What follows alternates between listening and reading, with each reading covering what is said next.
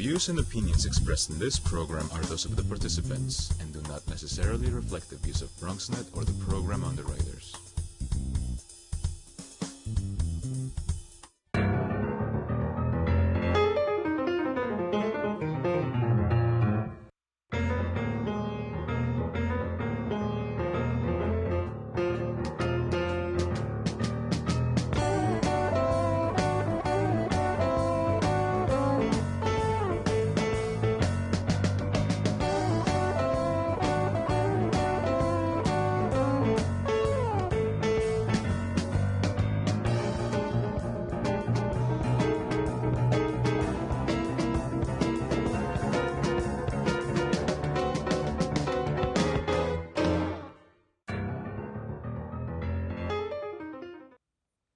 Good evening and welcome to BronxTalk. When the City Council published its list of community appointments for the just elected council, right at the top of the list was a South Bronx councilman who is now the chair of the powerful Land Use Committee. Powerful because this is the committee that reviews appropriateness of projects and helps to pass judgment on, in plain language, what should go where. At this particular time in the Bronx, this is particularly important, given the amount of development going on and the ongoing concern that Bronxites have that it be the right development. All that is a way of saying, welcome back to BronxTalk, the new chair of the City Council's Land Use Committee from the 17th Council District. It includes the Bronx neighborhoods of Concourse Village, East Tremont, Hunts Point, Longwood, Melrose, Morrisania, Port Morris, West Farms, North and South Brother Islands. Rafael Salamanca, nice to have you with us, sir. Gary, thank you for having me. Well, congratulations first, I guess, on re-election. That's always comforting, and I'm sure you're happy about that. Tell me something about the appointment to the Land Use Committee. This was something you sought, or just somebody suggested it to you? How did it come about? No, this is something that I did pursue. I've been in office for 1 year and 10 months. I was kind of the rookie when I came on board in February of 2016. And immediately when I came on board, the amount of developments, Article 11s is tax credits that you approve for developments to be built. The amount of projects that I was approving in the City Council, I was constantly in a subcommittee for land use and also in the land use, basically dissecting the projects to ensure that they fit the needs of my community. 1 year into being a council member, there was a subcommittee in land use, planning, concessions, and dispositions, where that chairmanship became available. And I spoke with the speaker, Melissa Mark Verito, and I said, hey, I'm spending a lot of time in this committee. I would love the opportunity to share it. And also given my experience as a district manager, where we dealt with land use items at a very grassroots level. And so she gave me the opportunity to be chair of the subcommittee, and we approved projects throughout all 5 boroughs, really ensuring that projects are fitting the needs of those specific communities. And so as the speakers were lobbying members, and they asked what our asks were, my number one ask was to be chair of the Land Use Committee, given the experience that I come with, even though I'm one of the newest members of the City Council. But also with my experience in approving, these different developments. In the 1 year, 10 months that I've been in office, I've approved over 4,000 units of new affordable housing, or preserving what is currently there. In your district, those 4,000 Yes. units, and it's tremendously impressive. And I think that what you meant, and I was waiting for you to mention it, your experience as a district manager, that gives you really the grassroots discussion of what community people are saying, sitting there and hearing what community people bring, and of course what developers bring and what the possibilities. So congratulations. I'm assuming that you're very happy about it. I am. I'm really excited. Being a district manager of Community Board 2, it exposed me to different levels of government. But that first level of government, when there's a land use application, the process starts at the community board. And then it goes to different levels, the borough president, city planning, and it ends in the city council. So to bring that knowledge and experience where I've been there, where the application starts, and I know what the local community is asking for, and now to be in a position where that application ends and we gave the final stamp of approval is very humbling. And I'm looking forward to these next 4 years. Before we get in, because people are waiting for us to talk about projects, and we're going to do all that. I just want to ask about the new speaker, Cory Johnson. What do you anticipate from the new speaker that might be different from the past? I am really excited with the choice that we made in terms of Cory Johnson. Cory's been a friend, even as my time as a district manager. That's when I met Cory. Cory understands the needs of members. He understands that every district has its own needs, has its own issues. Some districts, their issues can be housing, while other districts, their issues can be homelessness. Other districts, their issues can be sanitation issues, you know? And so Cory understands the needs, that every member has different needs, but Cory is coming in as an independent speaker, and that's key here. You know, 4 years ago, when Melissa Margarito was chosen as speaker, it was really at the behest of the mayor. The mayor helped her become speaker. And so there was always a question of, you know, independence between the speaker and the mayor. When I came to the council back in February 2016, Melissa Margarito was very good to me. She was very good to my district. A neighboring district, so yes. you'd have to work together, one would think. Yeah, but she understood my needs, and she helped me secure capital funding for my district. You know, in the 1 year and 10 months I've been in office, I brought in over $41 million in capital dollars just for the South Bronx. And so you think that independence from the mayor will play well in your ability to do the things that you want to do for the district and, of course, for the land use committee? Yeah, checks and balances. What Speaker Cory Johnson is going to bring in is, you know, we're going to be a little bit more independent from the mayor's office. We're going to push legislation which maybe got bottlenecked in the last 4 years. We're going to move it forward. And, you know, we're going to monitor the mayor's office and ensure that New Yorkers are serviced in an appropriate way. Councilman, I was commenting to someone involved in Bronx leadership the other day, and we had a little conversation about it, that not a day goes by when there's not a story somewhere about a new Bronx development. Some days there are even more than one. There's 2 or 3. There's new projects, there's new housing, there's dialogues about it. And I do think, and editorially I'd say, what's happening here in the Bronx is an amazing story, because every neighborhood, everywhere you turn, there's something like that going on. But it is fraught with danger. There are considerations that, of course, people are asking about. What do you want to see in the Bronx or anywhere in the city, now that you have influence on some of that, that would make you say, this is a good development, this is the kind of thing we want to see, but this one is not the kind of thing we want to see?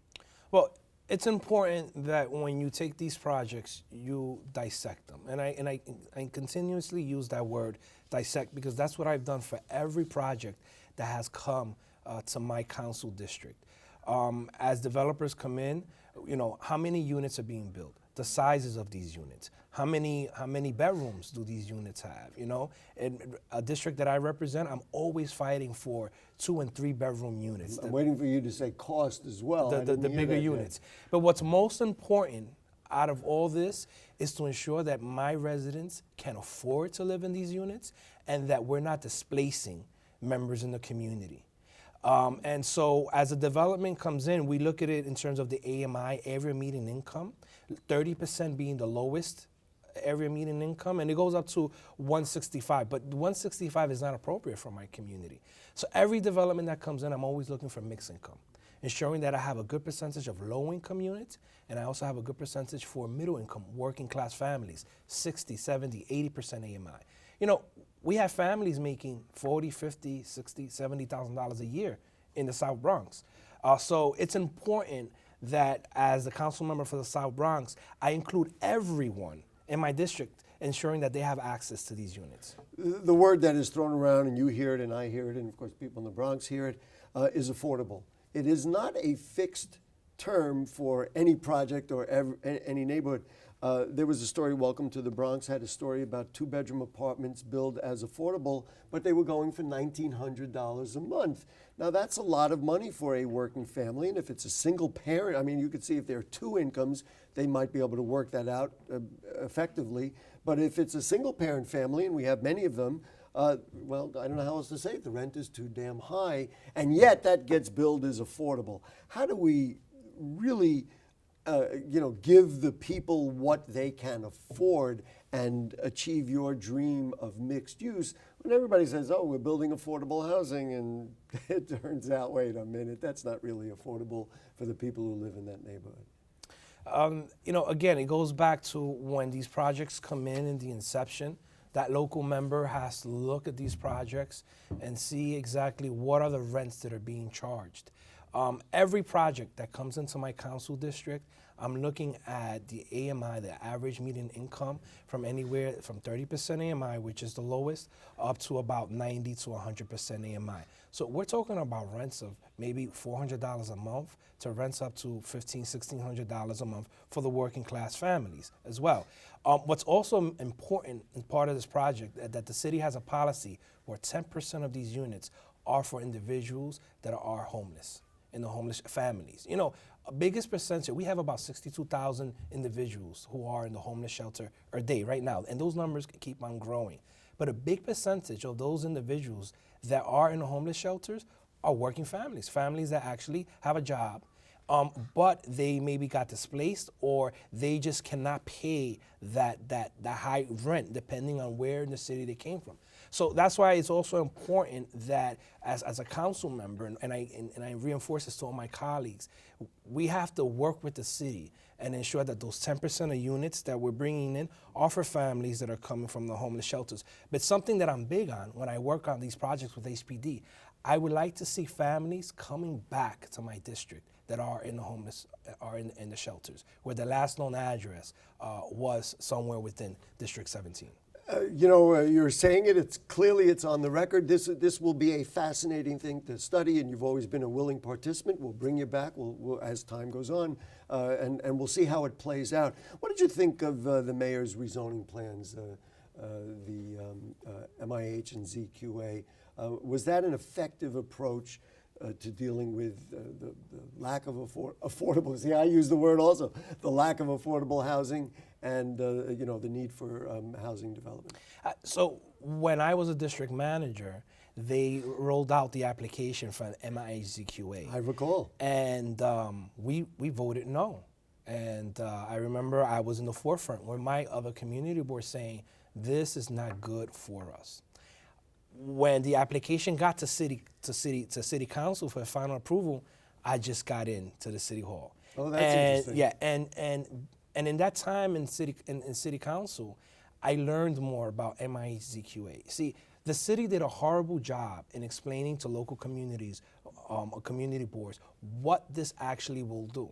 There was a lot of confusion. All we thought was, you're going to come in, you're going to take parking from senior buildings, that's right. And you're I just going to remember that dialogue upzone. here on this show. And there was no real explanation. They just left us in doubt. So I came into that mindset, I'm going to vote this down, at least when it's my time to vote. But when I got to City Hall and I sat down with the land use chair, David Greenfield, and he really broke down what this project does. MIH, mandatory inclusionary housing, what it does is, if you have a piece of land that's zoned for commercial, and you submit an application and you want to build housing for it, before MIH, the process will go through, and you want to build as of right, and you're not getting any city subsidies, the entire building, 100% of the project, will be whatever rents you choose to, market rate value. What MIH did was that the same scenario, you have a piece of land, you're changing from commercial to housing, and you're not getting any city subsidies, you're mandated by law that 20% of that building is actually affordable, and the local council member gets to set the rate. And so that is what, once I got that explanation. So it started to convince you yeah, this was, so you've changed your impression of it. I've changed my impression of it. Actually, what MIH did is that it ensured that instead of units or projects being at 100% market value, a certain percentage has to remain affordable. Maybe a perfect test case for all of this is the Jerome Avenue rezoning. It was approved by the City Planning Commission just recently. There are still so many questions, so many people asking things. Your colleague, Councilmember Gibson, said on this program that promises for infrastructure improvements like expanded school seats and parks, transportation infrastructure, protection of non-harassment for both residential and non-displacement for commercial as well. All these things must be in place, and she emphasized, before approval. Bronxites have been burned so many times. You know it, you've seen it, it might have happened in your own district. I guess people would say, I'll believe it when I see it. Is it possible for the people in that area to be assured that what the council member said is true? These things will be in place before the Land Use Committee and others say, yes, let's go forward. Yeah, absolutely. You know, the application has finally gotten to City Council. So you have Vanessa Gibson and Councilmember Fernando Cabrera. They are the two council members who oversee this Jerome Avenue, and they are part of the application. Every ULURP application, this is a ULURP application, in terms of changing the zoning, there's negotiations. And this is the time where Councilmember Cabrera and Vanessa Gibson will sit down and they will hash this out with the city, and the city will provide this in writing. It has to be in writing.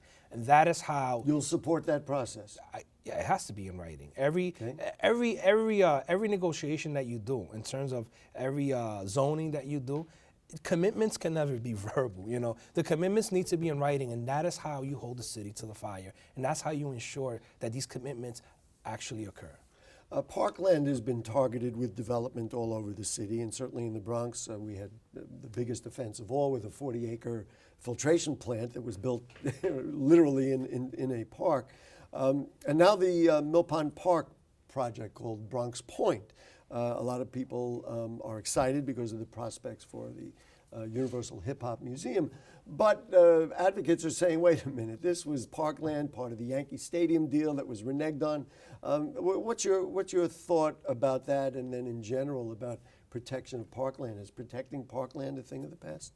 We have to look at it in two ways. Number one, it's important that we protect our green spaces. And you know, we have community gardens, we have parks. I'm constantly driving around my community, seeing, looking at empty lots to see where's the closest park, where's the closest playground. You need to have recreation activities, not just for the youth, but just for everyone in the community. We also have a housing crunch where there's a demand for housing. And we need to see how we meet that demand, but keep it affordable, ensuring that we do not displace families. This project was approved before my time as the chair of land use, and it wasn't another community. It did come up in terms of some of the community concerns that there was a commitment from parks that a certain percentage, or that they were going to create a park for the community there. Parks denied it. It's an ongoing conversation there. You would look at, or I guess I'm looking for the future as much as for the past, so you would then take a serious look at whether Parkland should be used for this kind of thing? Or do you think if, for example, a housing project said we're going to turn part of it into recreation, this is an acceptable use of Parkland? Yeah, I will always refer back to the local community and that local community board. And that local member. And again, if this is why it's important that you get commitments from the city in writing. Verbal commitments, well, that's nice. That was the prior administration. Now this is the new administration, and their minds change. But when it's in writing, you can hold them. What are your thoughts on the privatization of public housing land? The mayor has talked about putting structures or privatizing, saying, well, you know what, this land is not necessarily being used. Let's let somebody do something with it. Your thoughts on that? I have the third largest NYCHA portfolio in the city of New York. Constantly spending time in Melrose, Jackson, Morrisania, air rights, and many other developments. The federal government had a very interesting project. It's called the RAD program, and they did this as Bronxchester houses. And basically, they partnered with a for-profit organization. The for-profit organization came in, they remodeled everyone's apartment. You got brand new air conditioners, brand new kitchens, they fixed the elevators, the hallways. And it's still a NYCHA-owned project. There's a relationship with that private developer in NYCHA, and the tenants, their rent did not go up, not once, no MCIs, and basically they got their apartments retrofitted. I took a tour last summer of that project with the NYCHA chair and other electeds, and I was taken back. So it sounds like for the right project, you're not philosophically against it. No, I'm not philosophically against it. Look, there's a big need in NYCHA. You know, these Melrose, over 60 years old, the elevators, you know, the bathrooms, the ceilings. But we need to ensure that we need to work with those residents there so that they can understand what the plan is, and their protection under NYCHA, the NYCHA rules, needs to remain the same. Buildings have requirements on number of parking spaces they must provide when we put up a new building. The way I read the rules, projects in low-density areas require at least one new parking space for every new unit. High-density neighborhoods require between 40 and 85 parking spots for every 100 units. Now, on the low end, if you provide 40, you might be putting 50 cars in neighborhoods that already have no parking. Is that something that could be looked at, and that maybe we require building developers to add more parking? Because number one, adding more cars is a problem, but adding more cars looking for parking spaces in the Bronx is a nightmare, and I know I'm speaking for all of us who look for spaces all the time. Parking with these developments are a major concern of mine. The district that I represent, they call it a transit-rich district. In terms of you have access to the trains, the 6, the 5, the 4, the 2, you know, the buses, you know, and it's 3rd Avenue as well, the bus hub and the train hub. On 425 Grand Concourse, you know, you have Mid-Bronx Desperados and Trinity across the street from Hostels. They're going to build a 26-story building. You know, there's no parking in that project, and I'm up in arms about it. I want to see parking. That area, as it is, you know, you cannot park. And the city is resisting. They're saying, well, is a transit-rich area, you know, there's public transportation. But, you know, we have... People are going to come in with cars. I don't think there's any doubt. And so they're looking for alternatives in the area. This is a problem that's not just happening in the Bronx, but it's happening in all 5 boroughs. Well, now you may be in a position to actually have some influence and say either a project doesn't get approved or change the code. I mean, that would be interesting. My friends at the 3rd Avenue bid would be very angry with me if I didn't bring up Roberto Clemente Plaza. We're talking about building a plaza. We put up buildings quicker than we've put this space that is right in the center of one of the busiest places in the borough of the Bronx. What's the status of it? Will they ever get satisfaction that we'll get a nice area there that can be the center of a very busy community? Roberto Clemente Plaza has been going on for quite some time now. It is a total headache. The DDC, the Department of Design and Construction, what they've done is that they've hired a contractor for this project, and there has just been delays after delays after delays. And the issue has been the actual contractor. It seems that there was a contract given to a contractor who did not have the overhead to keep this project. So they low bid, but then they never had a chance to. And what has happened is that this contractor has filed for bankruptcy. They're so deep into the project, the DDC did not want to remove the contractor and bring in another one and put in a bid. So where is it at, and how are you moving forward? They're in the final stages. They're about 90 to 95% completed. They just completed the pavers. They're installing the light fixtures. And so, you know, I speak to the president of DDC. They give me a time frame. That time frame passes by. I call them again, and they give me, hey, I need a couple of more weeks.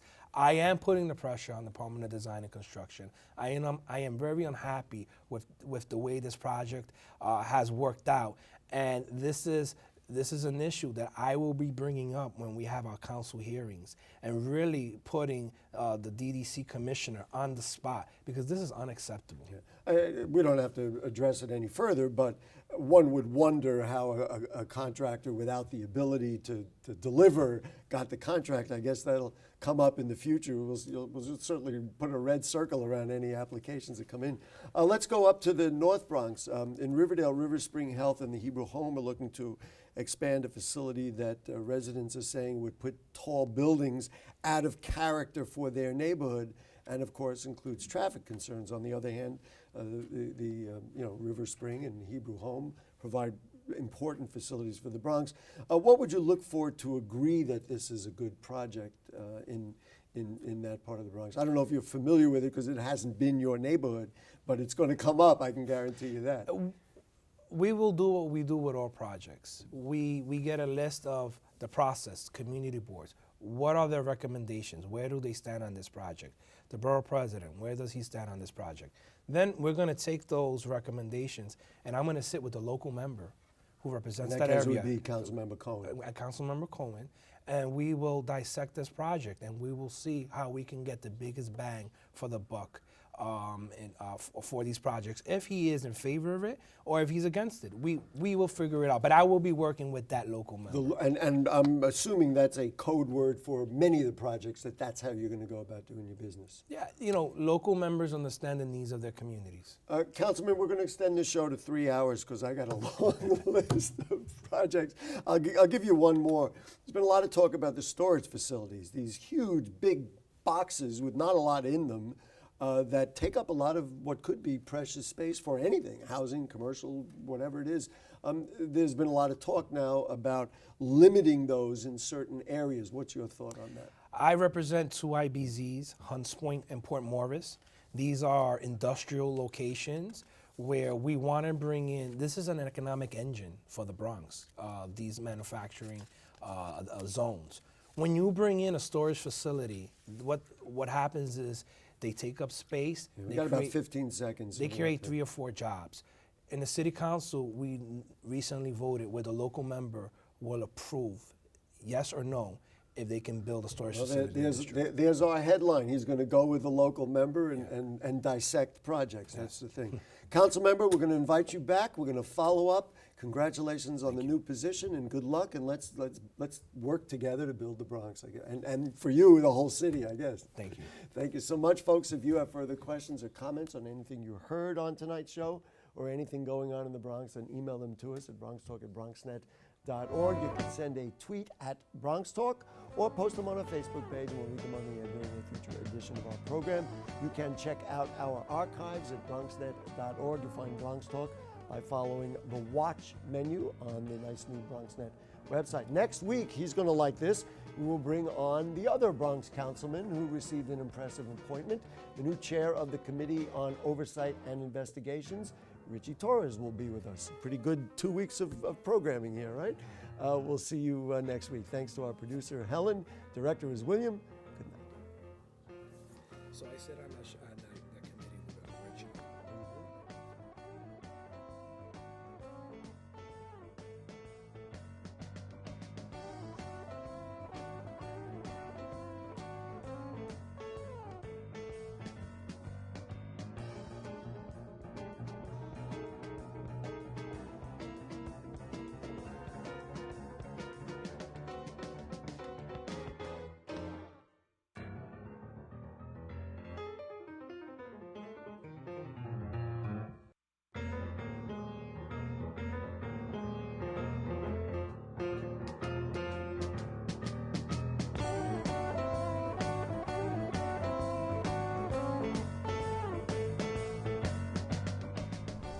After 15 years of smoking, Eva Marie quit.